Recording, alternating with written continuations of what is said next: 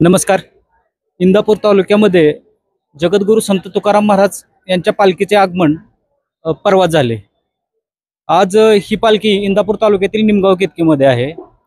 पालखी सोहळ्यानिमित्त विविध उपक्रम, विविध संस्था, प्रशासन आणि शासन यांच्याकडून राबवले जातात. असाच एक स्तुत्य उपक्रम अखिल भारतीय ग्राहक पंचायत इंदापूर तालुका यांच्याकडूनही राबवला जात आहे. इंदापूर तालुक्यात पालखीचे आगमन झाल्यानंतर अगदी इंदापूर तालुक्यातून पालखीचे प्रस्थान अकलूजकडे होईपर्यंत इंदापूर तालुका ग्राहक पंचायतीच्या माध्यमातून ग्राहक जनजागृती करण्याचा हा स्तुत्य उपक्रम ग्राहक पंचायतीकडून राबवला जात आहे. आपल्यासोबत याच ग्राहक पंचायतीचे काही सदस्य आहेत. आपण जाणून घेऊया त्यांच्याकडून की नक्की हा उपक्रम काय आहे, ग्राहकांच्या अडचणी हे कशा पद्धतीने सोडवल्या जातात. आपण त्यांच्याकडूनच जाणून घेऊया.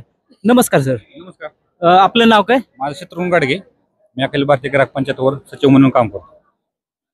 आपला ह्या ग्राहक पंचायतीच्या माध्यमातून नक्की संदेश काय लोकांपर्यंत, किंवा आपला याचा उद्देश काय?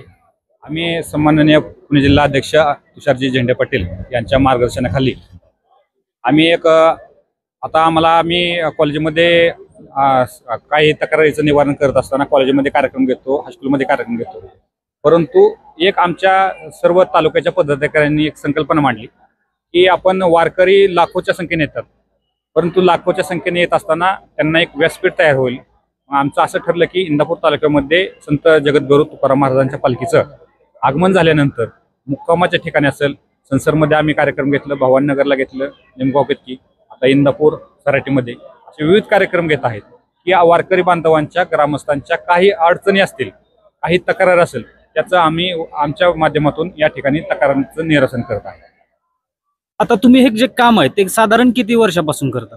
आम्ही गेले 8 ते 9 वर्षापासून हे काम करत असतो आणि विनामूल्य आमची अखिल भारतीय ग्राहक पंचायत 51 वर्ष झाले विनामूल्य सर्व ग्रामस्थांना जम्मू काश्मीर पासून ते कन्याकुमारीपर्यंत संपूर्ण देशामध्ये ही अखिल भारतीय ग्राहक पंचायत काम करते.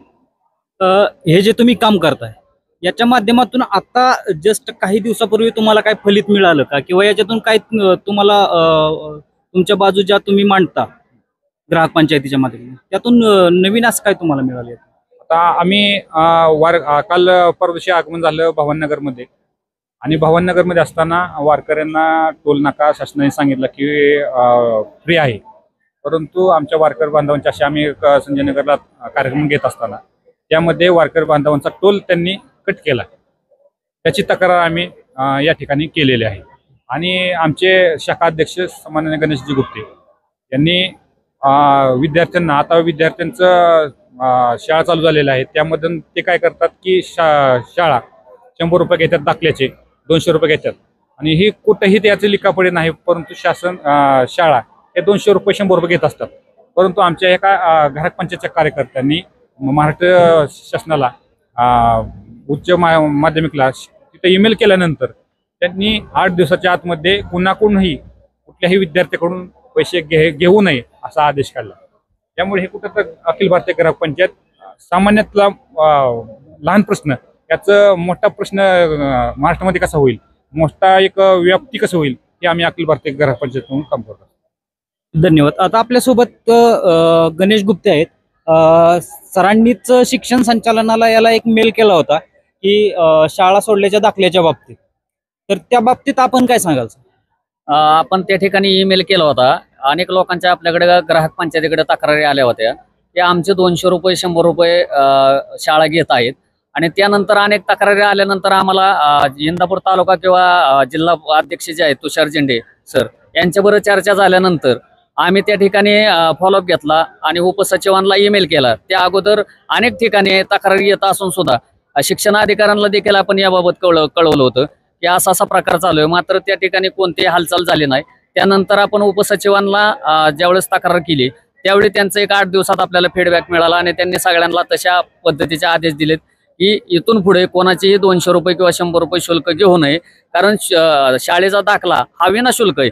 कलम 31 नुसार तो विनाशुल्क देण्यासाठी शाळा ही असते, आणि फ्रीमध्येच तो दिला पाहिजे.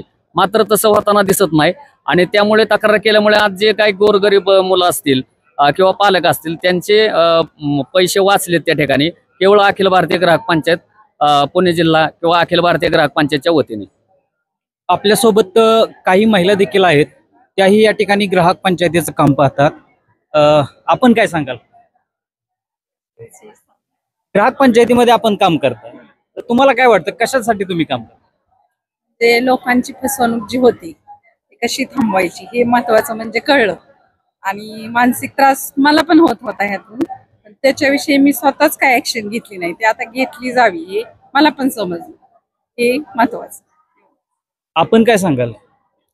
ज्याप्रमाणे महिलांची जी फसवणूक होते ना, म्हणजे आम्ही आता नवीन जॉईनिंग आहे, तरी पण आम्हाला त्यातून समजलं की महिलांना काय काय अडचणी.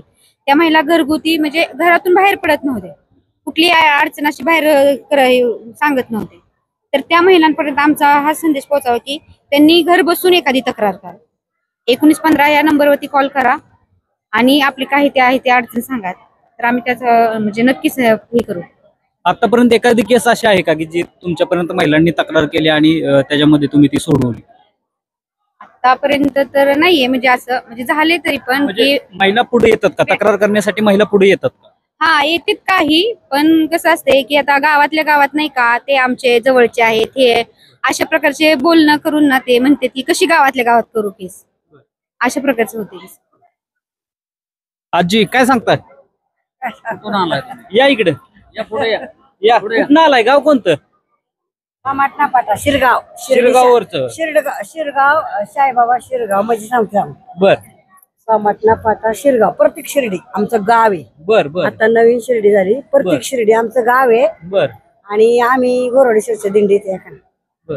किती वर्षापासून येत आहे? आता झालं मला ते 15 वर्ष होत आले. बर बर. 15 वर्ष देहूपासून चालत येत आहे तुम्ही? हा आता जरा यंदा जरा थकलो, जरा थोडं गाडीत होतो. बर. आता ही लोक आहेत ग्राहक पंचायतीची. हा हा बऱ्याच वेळा काय होतं, आपण किराणा दुकानात जातो हा बरोबर किंवा मोबाईलचा रिचार्ज करायला जातो, तर अशा ठिकाणी फसवणूक होते आपली. होती तर त्याच्या संबंधित ही लोक काम करतायत. बरोबर तर जर तुम्हाला काय अडचणी आल्या हा तर यांचा संपर्काचा नंबर तुम्हाला देतील ते. बरोबर आणि जरी कुठेही असून द्या तुम्ही, ऑल महाराष्ट्रात, हा संपूर्ण महाराष्ट्रामध्ये कुठं जरी असला तरी तुम्ही यांच्याशी संपर्क करून ती तुमची जी काय तक्रार आहे त्याचं निवारण करून त्यातनं तुम्हाला सोडवणूक करून देतील. बास बास. रामकृष्ण हरी. धन्यवाद. धन्यवाद. नमस्कार. ग्राहक पंचायतीच्या माध्यमातून आपल्या सोबत ग्राहक पंचायतीचे सन्माननीय सदस्य आहेत. आपण त्यांच्याकडून नक्की हे काय आहे ग्राहक पंचायत, त्यांचा कार्यक्रम कशा पद्धतीने चालतो हे जाणून घेऊया. सर, आपलं नाव काय? महेश सपकाळ. आपलं नक्की हे काम काय आहे ग्राहक पंचायतीचं? कशा माध्यमातून आपण लोकांपर्यंत पोहोचतो? ग्राहकाची फसवणूक हा मूळ मुद्दा आहे. आणि ग्राहक काय घेतोय दुकानदाराकडनं, कारण दुकानदार हा विकतच असतोय, पण जर सुट्टे नसतील 50 पैसे तर तो चॉकलेट देतोय. चॉकलेट देणं हा सुद्धा गुन्हा आहे, तर ते फसवणूक आहे. तर असं स्वरूप आहे त्याचं. एक दुसरं, आपल्या इंदापूर तालुक्यामध्ये रेशन धारक आहेत बरेचसे गाव, आणि पुरवठा अधिकार मिळतो, पण त्या ग्राहकांना पोचपावती मिळत नाही किंवा धान्य वेळची वेळ मिळत नाही, अशा तक्रारी येतात. त्याला निवारण करण्यासाठी आम्ही हा जनजागृती करतोय. तर इथून पुढे कुणाची काही समस्या असेल तर आम्हाला त्यांनी जरूर संवाद साधावं आणि आम्ही त्यांना त्याचं निरसन करून देऊ.